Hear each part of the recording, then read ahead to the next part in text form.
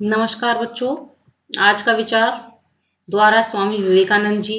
आप जैसे विचार करेंगे वैसे आप हो जाएंगे। अगर अपने आप को निर्बल मानेंगे तो आप निर्बल बन जाएंगे, और यदि जो आप अपने आप को समर्थ मानेंगे तो आप समर्थ बन जाएंगे। तो इसलिए हमें अपने आप को कभी भी निर्बल नहीं मानना है, हमें अपने आप को समर्थ समझना है और समर्थ ही बनाना है। यदि खुद को ताकतवर हम समझेंगे तो हम किसी भी कार्य को आसानी से कर पाएंगे। यदि हम पहले ही कार्य को करने से पहले ही हार मान लेंगे तो हम उस कार्य को कभी भी पूर्ण नहीं कर सकते। इसलिए कार्य को जब तक सफलता मिले या असफलता मिले, हमें उसके बारे में नहीं सोचना चाहिए, हमें स्वयं को समर्थ ही बनाना है। आज हम पढ़ते हैं तृतीय पाठ शब्द परिचय 3, जिसमें अकारांत नपुंसक लिंग शब्दों का परिचय प्राप्त होगा। अकारांत नपुंसक लिंग। तो प्रथम पाठ है। पहले पाठ में हमने क्या पढ़ा? शब्द परिचय 1 में अकारांत पुल्लिंग शब्द, इसमें पुल्लिंग सर्वनाम शब्द, और द्वितीय पाठ में हमने क्या पढ़ा? आकारांत स्त्रीलिंग शब्द, स्त्रीलिंग सर्वनाम शब्द। अब तृतीय पाठ में, तीसरे पाठ में हम पढ़ेंगे अकारांत नपुंसकलिंग शब्द। तो नपुंसकलिंग शब्द कौन कौन से होते हैं आइए देखते हैं। खनित्रम, ये खोदने वाला, खुदाई करने वाला। विश्राम गृहम, विश्राम घर। बसयानम, बसयान। फलम, फल। भित्तिकम अर्थात दीवार। अंगुलीयकम अर्थात अंगूठी। रेल स्थानकम, रेलवे स्टेशन। करवस्त्रम यानी कि रूमाल। पुस्तकम यानी कि किताब। कदली फलम अर्थात केला। तो यहाँ शब्द क्या था? पुस्तकम, खनित्रम, गृहम। अब पुस्तकम में मूल शब्द क्या है? पुस्तक। तो आइए इसका वर्ण विच्छेद करते हैं। पुस्तक, तो सबसे पहले पु, प धन उ। स आधा स है तो स। त का त धन अ। क तो क प्लस अ। ऐसे ही खनित्रम और गृहम, इन दोनों का भी यहाँ पदच्छेद यानी कि वर्ण विच्छेद दिया गया है। ख प्लस अ, न प्लस ई, त प्लस र अ।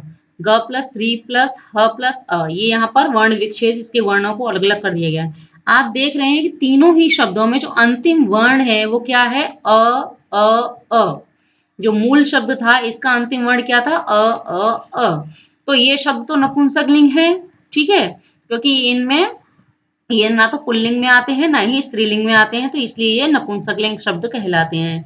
तो नपुंसकलिंग शब्द तो थे, लेकिन अंत में क्या आया है? अ, इसलिए ये शब्द अकारांत कहलाते हैं। अंत में यदि अ है तो अकारांत, और यदि बड़ा आ होता तो कहलाते आकारांत। अगर अंत में ई होती है तो इकारांत कहलाते हैं। तो अंत में जो वर्ण होगा उसी से उसका परिचय होता है। तो अंत में यहाँ पर अ आ रहा है, इसलिए अकारांत नपुंसकलिंग शब्द है ये। तो बस यानम, यानम, आम्रफलम, पुष्पम, अंत में इसमें क्या है? अम, अम। तो इसलिए ये प्रथमा विभक्ति में क्या लगता है? नपुंसकलिंग शब्दों में अम लग जाता है। बस यानम, यानम, आम्रफलम, पुष्पम, गृहम, खनित्रम, अंगुलीयकम, ठीक है। तो लास्ट में क्या लगता है? अम लग जाता है अकारांत नपुंसकलिंग शब्दों में एक वचन में। इनकी क्रिया कैसे करते हैं? किम गच्छति, जब हम प्रश्न करेंगे तो किम गच्छति, किम मीन्स क्या, क्या जा रहा है, तो बस यानम गच्छति, नपुंसकलिंग में बस यानम एक है ना, तो एक वचन में बस यानम। किम घट्टति, क्या टकरा रही है यहाँ पर, तो यानम घट्टति। किम पतति, क्या गिर रहा है, तो आम्र फलम पतति। किम सुंदरम अस्ति, क्या सुंदर है, तो पुष्पम सुंदरम अस्ति। तो नपुंसकलिंग शब्दों में एक वचन के लिए जब हम प्रश्न करते हैं तो किम शब्द से करते हैं। एक वचन वाक्यों के अंत में क्या आता है? अम, और जो क्रिया होती है उसमें ती लगता है। तो बस यानम गच्छति, यानम घट्टति, अंत में देखिए ती ती आ रहा है। आम्र फलम पतति, पुष्पम सुंदरम अस्ति, तो ती ती। तो यहाँ एक वचन शब्द में क्या आता है? अम आता है, और जो क्रिया होती है उसमें ती आता है।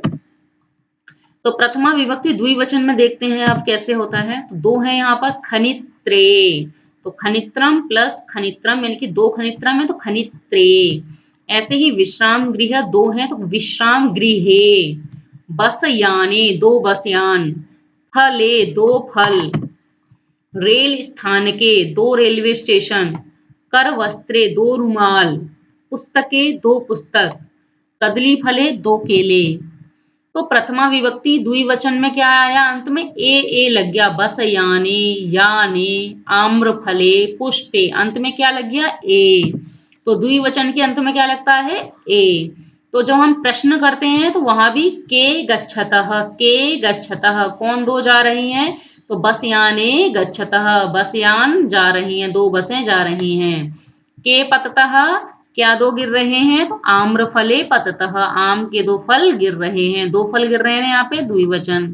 के घट्टतः क्या दो टकरा रही हैं, तो याने घट्टतः याने अर्थात दो कार दो यान। के सुंदरेस्तः क्या सुंदर हैं दो, तो पुष्पे सुंदरेस्तः दो फूल सुंदर हैं। तो द्विवचन वाक्य के अंत में क्या मिला आपको, ए और जो क्रिया थी उसमें तह तह, तो बस याने गच्छतः याने घट्टतः आम्रफले पततः पुष्पे सुंदरे स्तः द्विवचन हमने लगा दिया।